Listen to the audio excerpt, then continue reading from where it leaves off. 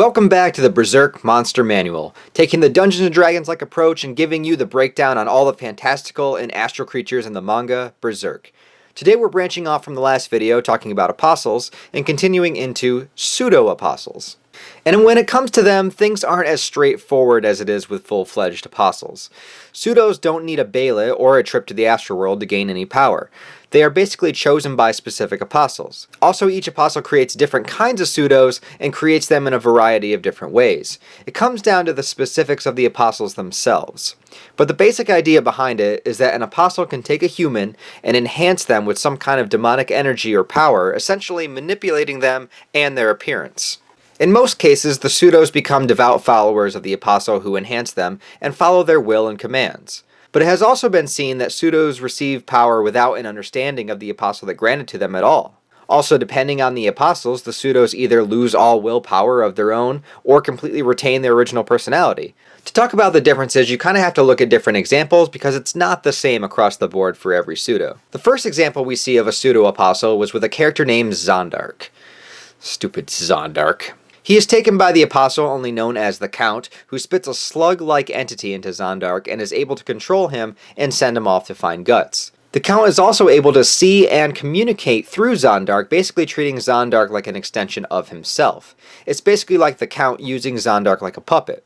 He can grow his limbs out like tentacles similar to the Count's true form of a giant slug, and also has crazy regenerative abilities. In order to kill the Count's pseudos, you basically have to find the slug head, or the head of the slug that the Count spit into the pseudo to begin with, and separate it from the body and destroy it. It would take a really good amount of skill to perform, but it can be done. Another famous pseudo we see in the series are the elves of the Misty Valley.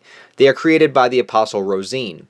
And Rosine wished herself to be an elf, captivated with tales of elves as a child, and her apostle form reflects that in herself, giving her wings and a near elf-like appearance.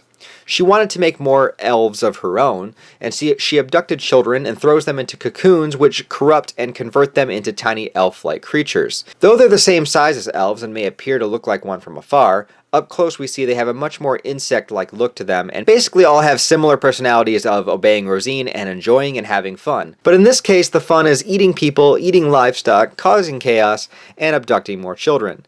They also like to play like adults, in which they act out war and rape, and kill each other in the process, which is fine because Rosine can just always make more. And if that doesn't disgust you in some way, I don't know what will. They aren't that powerful on their own and can be killed by conventional means. Squashing them works pretty well. The problem would be in their numbers, and if dozens of them came at you at once, they could eat all of the flesh right off your bones. Rosine's pseudos for adults are a little bit different. We can assume the same cocoon-like process happens, but with adults, they come out with the ability to transform into human-sized insects with enhanced power, and she uses them as the guardians to keep people away from her Misty Valley and her elves. They too can be killed conventionally, but are powerful, and again, if they attack you all at once, you're in for a real tough time in defeating them. Another set of pseudos we see are created from the apostle known as the Egg of the Perfect World. Granted, this is a very different type of apostle than the others, sacrificing himself as he didn't have anyone close to him to sacrifice, and seems to be stuck in his full apostle form, unable to turn into his human self. Assumingly, anyway. So all he has to do is touch you, and he can transform and enhance somebody into a pseudo-apostle. The man in the orgy wearing the goat head was transformed literally into a goat man, and yeah, his penis was turned into a snake too, but we don't like to talk about that. When the apostle touched Mazgus and his torturers, they grew into much more powerful versions of themselves with angelic-like wings. It's as if the Egg of the Perfect World basically gives you the abilities to enhance what you think about yourself. The goat or Mazgus feeling like a messenger of God, giving out his judgments and punishments, even being able to spit fire like that of hell to punish the heretics. And these pseudos seem to have no idea of the Egg Apostle's existence. Mazgus himself even thinks that his transformation was due to a devotion to God, and he was meant to save the people around the Tower of Conviction from the evil that was there.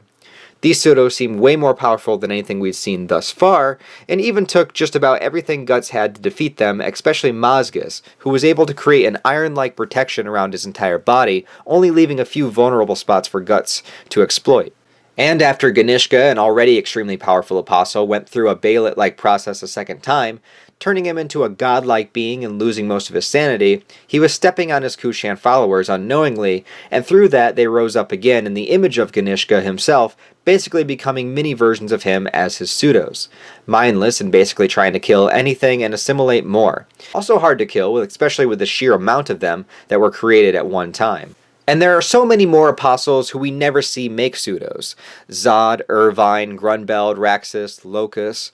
It would stand to reason that they could, since most are even more powerful than the previously mentioned apostles we've seen, but it has yet to be seen if they just refuse to do it, or could it be possible that some apostles just don't, or can't? It could be connected to the type of apostle that they are. Elves, insects, and slugs are all multiple in nature, usually traveling together, and something like Zod really isn't. I don't know, but let me know what you guys think about that. Could the other apostles make pseudos if they wanted to? But with this one, there's not much more to tell. Like I was saying, pseudos are very specific in how they perform and act, and their hostility all depends on the apostle that they were created from.